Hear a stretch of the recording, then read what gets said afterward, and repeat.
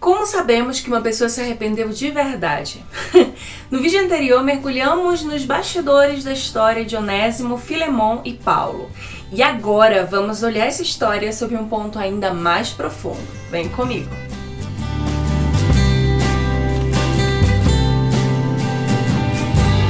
Sejam bem-vindos! Meu nome é Renata Mello e no vídeo anterior tivemos um panorama contextual muito interessante sobre a carta de Paulo a Filemon, e através dele pessoas se interessaram em ler a carta. Eu fiquei tão emocionada, fiquei tão feliz, porque esse era o propósito do vídeo mesmo, né? Então assim, se você não sabe do que eu tô falando, eu vou deixar um card, vai lá, assiste o vídeo e volta aqui, ok? Mas se você já viu o vídeo anterior, fica aqui comigo, que hoje nós vamos falar sobre arrependimento, que tem tudo a ver com a carta de Paulo a Filemon. Antes de mais nada, acredito que seja importante falar que muitas pessoas preferem não se arrepender de seus erros, pecados, ofensas, porque pensam que Deus não vai perdoar. E é importante falar sobre isso porque a ideia de Deus ser tirano não é verdadeira, ok? Deus é justo, claro que sim, mas Ele é misericordioso também. E Jesus morreu para que os nossos pecados fossem apagados. Então não fique mergulhando cada vez mais na lama, achando que não tem como sair dali. Mas também não podemos ir para o outro extremo, né? Vou fazer tudo que tem na telha, porque Deus é misericordioso, então vai me perdoar. Antes de agir, Deus já viu o seu pensamento. Antes de pensar, Deus já viu suas intenções. Antes de sentir, Deus já viu o seu coração. Não existe fronteira aqui nem aqui. Isso quer dizer que Deus sabe quando você peca de propósito, brincando com a misericórdia dele. Deus é misericordioso? Claro que sim, mas ele é justo também. E Jesus não morreu por nossos pecados para que brincássemos com o perdão dele, né? Então, para deixar bem claro, aqui vamos falar de arrependimento verdadeiro, ok? Bom, tem gente que diz que o arrependimento se dá em algumas etapas, mas a ideia aqui não é fazer você pensar que o arrependimento é algo teórico, mesmo porque essas etapas fazem parte de um processo natural, não mecânico. O arrependimento é essencialmente, puramente prático. Para começar, arrependimento significa conversão. E o que é conversão? É uma mudança de direção, mudança de mente, de comportamentos, atitudes, caráter. Entende agora porque é totalmente prático? Não adianta uma pessoa dizer que está arrependida do que fez se a vida dela não mostra isso, né? Bom, quando uma pessoa se arrepende, a primeira coisa que acontece é que ela reflete sobre o mal que fez. Ela reconhece que fez algo errado, que está errada. Se Onésimo não tivesse primeiro compreendido a proporção de suas ações, o arrependimento nunca teria sido verdadeiro. Por isso que tem gente que não se arrepende do que faz de errado, porque não entende que o seu pecado afeta o próximo e, obviamente, o seu relacionamento com Deus. Depois de reconhecer as próprias ações, vem a confissão. A confissão dos pecados é muito importante na vida do cristão. Imagine agora Paulo falando sobre Jesus para Onésimo, o sacrifício de Cristo na cruz pelos pecados de toda a humanidade. Onésimo, reconhecendo seus pecados, decide compartilhar com Paulo sobre seu roubo, seus erros, seus problemas. Paulo e Onésimo oram juntos a Jesus, que é o único que pode restaurar o ser humano. Jesus é o único que pode mudar a vida de alguém. Confessar seu pecado a Jesus permite que seu coração se abra para uma nova perspectiva. Se Onésimo, apesar de ter compreendido seus erros, não os tivesse confessado, o pecado ficaria somente aqui, mas não haveria mudança, porque ele não teria se considerado errado o suficiente para confessar. E assim, o ser humano é muito orgulhoso. Confessar um erro, um pecado, uma ofensa, é uma maneira de mostrar que quer uma mudança, né? Depois de reconhecer as próprias ações, confessar os pecados cometidos, aí pedimos perdão. Se Onésimo, apesar de reconhecer que havia errado, confessado seu pecado, não tivesse pedido perdão, isso não implicaria uma mudança de atitude, mudança de mente, de comportamento. Se eu peco, devo pedir perdão a Deus. E se afetei de alguma maneira alguém mais com o meu pecado, eu também preciso pedir perdão a essa pessoa. Porque se eu pequei contra alguém, mesmo que a pessoa não saiba, Deus já viu tudo. E meu relacionamento com Deus é o bem mais precioso, mais importante da minha vida. E eu não quero entristecer o coração de Deus por causa do meu orgulho. Então eu vou lá e peço perdão. Depois de reconhecer as próprias ações, confessar os pecados cometidos, pedir perdão, é hora de compensar ou restituir.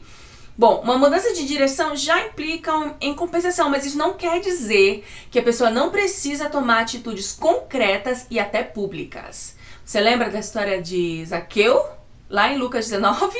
Eu vou dar metade dos meus bens aos pobres, e se eu roubei alguém, vou devolver 4 vezes mais. A compensação ou restituição se trata de um esforço pessoal em corrigir o mal cometido. Aquele que roubou precisa devolver o que roubou, aquele que mentiu precisa falar a verdade, o que caluniou precisa restaurar o bom nome da pessoa que foi caluniado, por ele ou por ela, né? Se Onésimo tivesse reconhecido e confessado seus pecados, pedido perdão, mas não estivesse disposto a corrigir seus erros, então onde estaria o arrependimento genuíno? Onésimo fez uma viagem de mais de 1.500 quilômetros para corrigir os erros cometidos no passado. Talvez ele pensasse que pudesse voltar a ser escravo, mas sua consciência já estava limpa diante de Deus.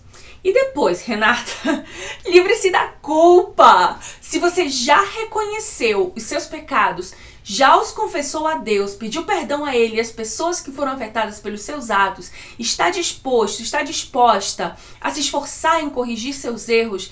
Lembra que eu falei que para Deus isso não é uma fronteira e isso também não? Então, se existe alguém que sabe a verdade, de verdade, quando você está realmente arrependido, é Deus. E Ele está disposto a perdoar você. Não há razão para preservar a culpa. Livre-se dela, passou. Você errou, mas mudou de direção. Passou, acabou. Mas assim, sempre existe essa pergunta. E se não houver maneira de restituir ou compensar um erro cometido? Porque assim, tem gente que carrega culpa de um erro, um pecado cometido, e apesar de que pede perdão, ainda não pode processar a informação, não pode se livrar dessa culpa, porque não vê uma maneira de compensar o mal cometido. E tem gente que vive escravizada a essa culpa, que precisa ficar fazendo coisas o tempo inteiro para receber o perdão de outra pessoa. E às vezes a outra pessoa, a pessoa que foi afetada, que aparentemente já perdoou, acaba abusando da situação, né? Por exemplo, imagina uma criança que teve um mau comportamento, fez algo errado, se arrependeu, mas os pais estão exigindo que a criança faça coisas o tempo inteiro para compensar o erro cometido. E a criança, como se sente culpada, é guiada por essa culpa e não sabe como mostrar que não vai fazer aquilo de novo. Isso transforma um relacionamento ferido em um relacionamento tóxico. E isso acontece entre amigos, entre família, entre casais, e por isso é tão importante deixar a culpa ir embora, se livrar dela. E claro, existem situações que não podemos compensar, existem coisas que as pessoas não podem simplesmente pagar, como assassinatos, infidelidade, abuso sexual. Entristecer uma pessoa não há como, de forma humana, curar essa dor, compensar isso. Então é aí é onde nós devemos confiar em Deus. E aí entra a figura de Onésimo como nós mesmos, sabe? Podemos confiar em Deus, de que Deus trabalha no coração das pessoas, de que nós podemos ir e pedir perdão, sabendo que Deus está trabalhando no coração das pessoas que foram ofendidas por nós.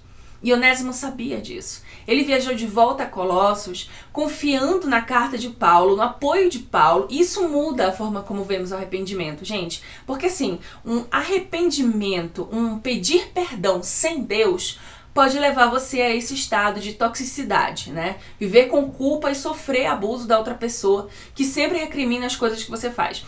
Mas quando há um arrependimento e pedir perdão com Deus, aí você entrega a sua culpa e espera que a outra pessoa entregue o perdão. E é isso que Deus quer de nós. Quando nós pedimos perdão a Deus, confessamos nossos pecados, temos o respaldo dele. Não de que as coisas vão sair como a gente quer, ao nosso favor, mas que está nas mãos de Deus, que é muito mais poderoso do que qualquer carta de recomendação, né? E vamos sofrer as consequências pelos nossos atos? Claro que sim. Mas vamos sofrer essas consequências tranquilos, né? Sabendo que já fomos perdoados e que não viveremos carregando uma culpa por algo que já nos arrependemos. A vida continua. Mas olha, não podemos nos esquecer de que é necessário abandonar o pecado, hein? Não adianta nada você se arrepender e voltar a fazer a mesma coisa.